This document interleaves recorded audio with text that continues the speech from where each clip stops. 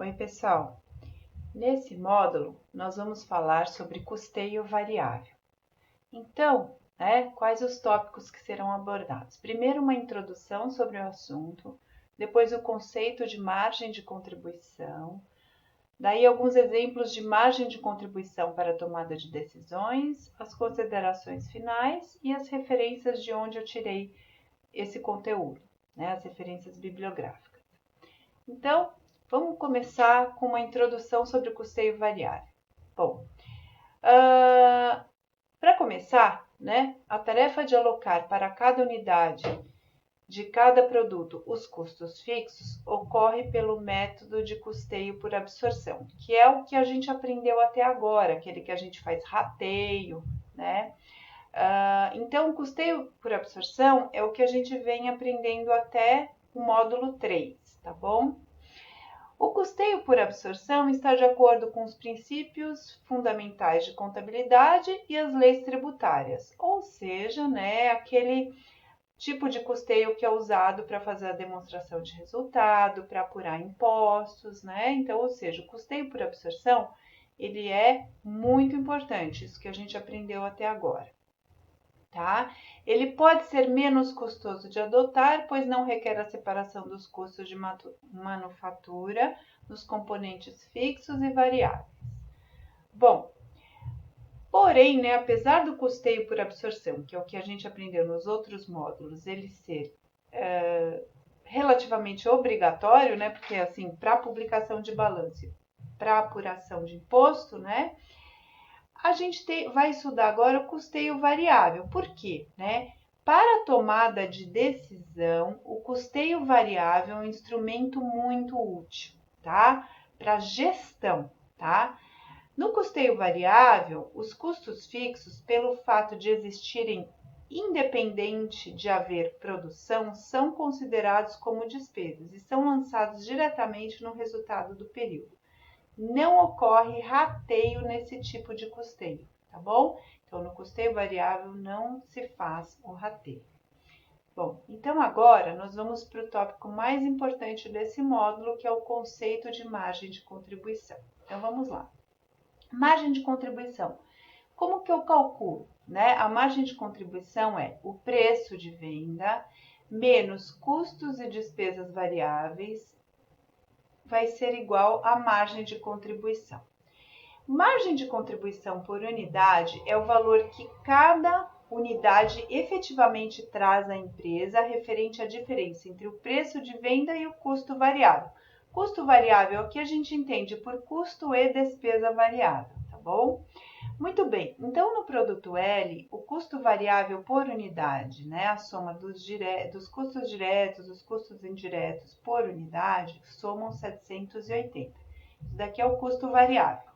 O preço de venda, 1.550. A margem de contribuição é o preço de venda, 1.550, menos custos e despesas variáveis, no caso seria os 780.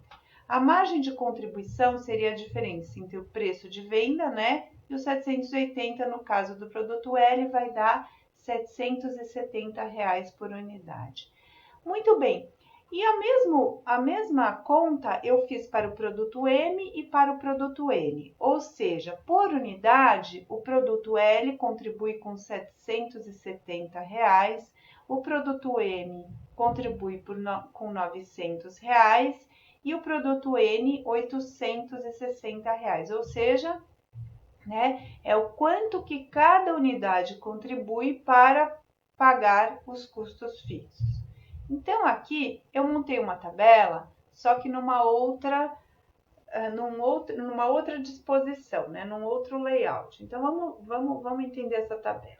Vamos ler aqui em cima, Na margem de contribuição não está descontado o custo fixo. Então, a demonstração do resultado bruto por esse método de custeio fica da seguinte forma.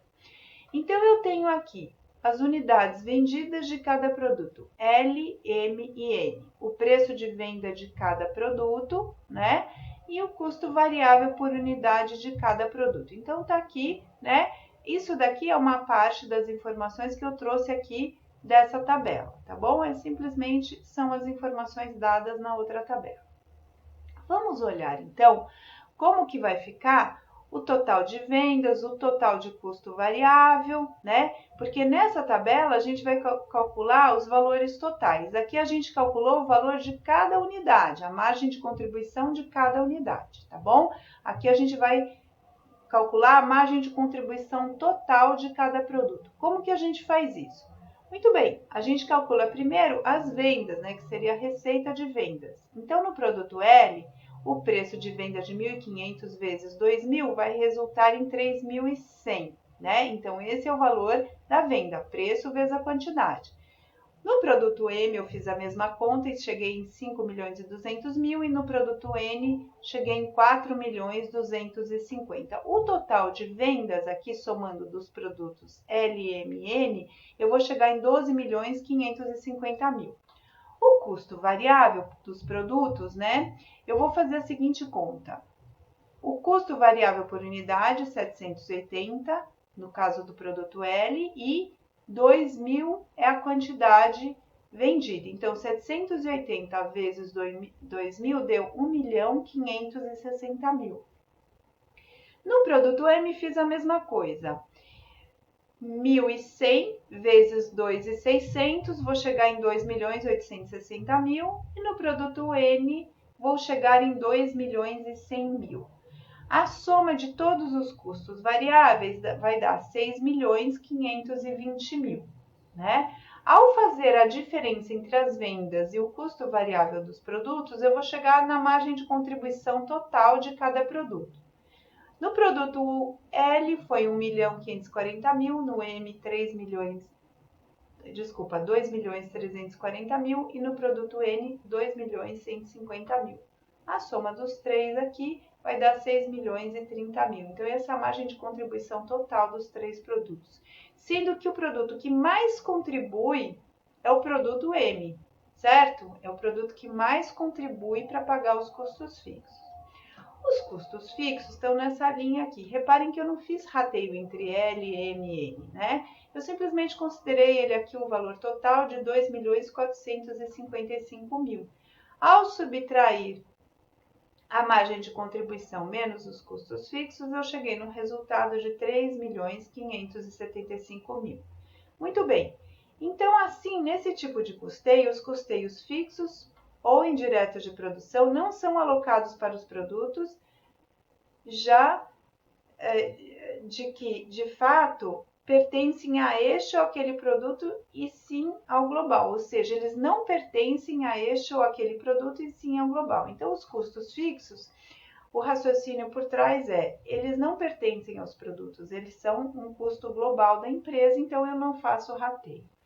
Muito bem, então vamos ver aqui a margem de contribuição para a tomada de decisões. Nesse exemplo, eu tenho aqui, né? Suponha que uma indústria esteja operando no mercado brasileiro com as seguintes características. Capacidade de produção, 800.000 toneladas por ano.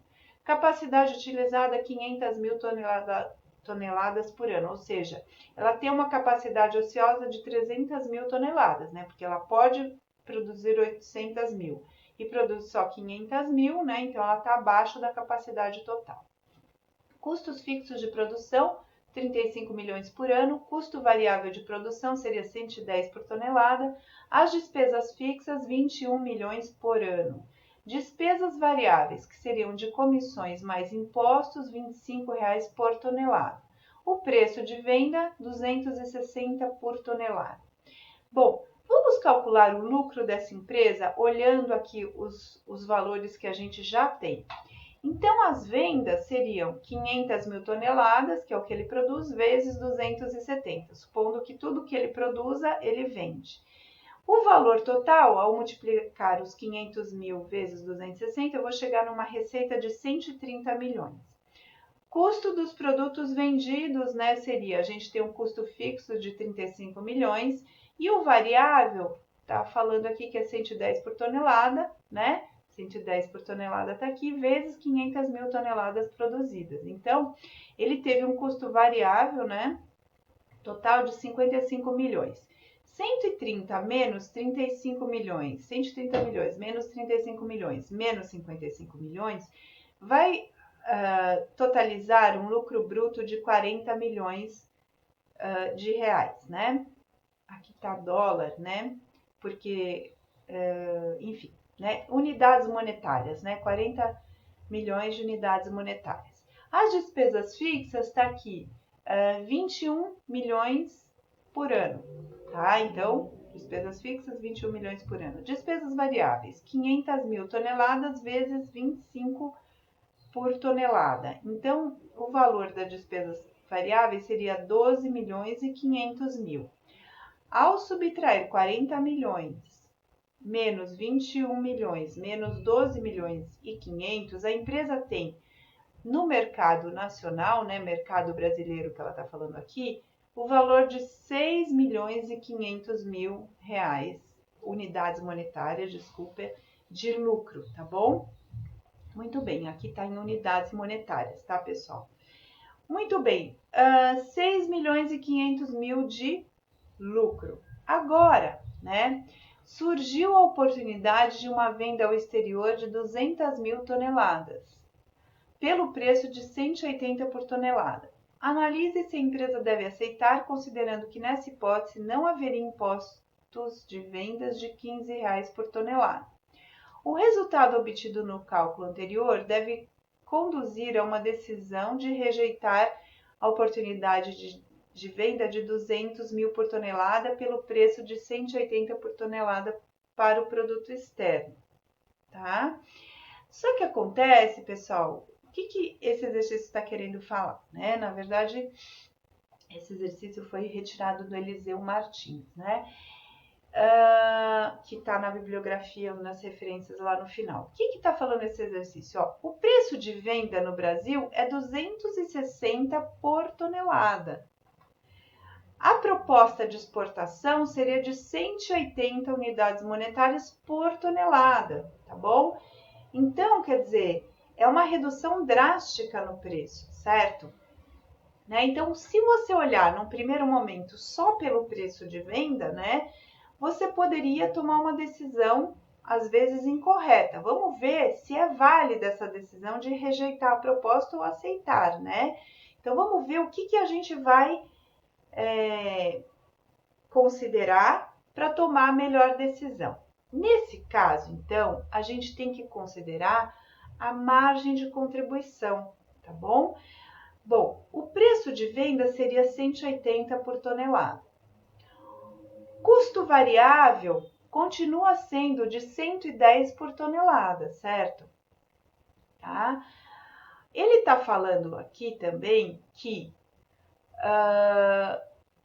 analise se a empresa deve aceitar, considerando que nessa hipótese não haveria impostos de venda de 15 unidades monetárias por tonelada. Então, aqui, ó, despesas variáveis representam comissões mais impostos de 25 por tonelada. Bom, 25 é o total. Como ele não vai ter 15 unidades monetárias de impostos, então as despesas variáveis seriam de 10 por tonelada. Então, tá aqui, 10 por tonelada. Bom, aqui 180 menos 110 vai dar 70 menos 10, né? A gente tem uma margem de contribuição de 60 por tonelada. Veja, eu tirei do preço de venda o custo variável e a despesa variável. Então, eu cheguei em 60 por tonelada. Pessoal, né? Se a gente for ver 60 vezes 200 mil, né? Eu vou chegar 6 vezes 2 dá 12, né? Eu vou chegar em 12 milhões de margem de contribuição total. Ó, 200 mil vezes 60, eu vou chegar, se vocês fizerem a conta aí na calculadora, em 12 milhões de margem de contribuição total. Lembrando que essa daqui é a margem de contribuição unitária. Pessoal, olha só o acréscimo que vai dar. Vamos olhar para a última linha, né?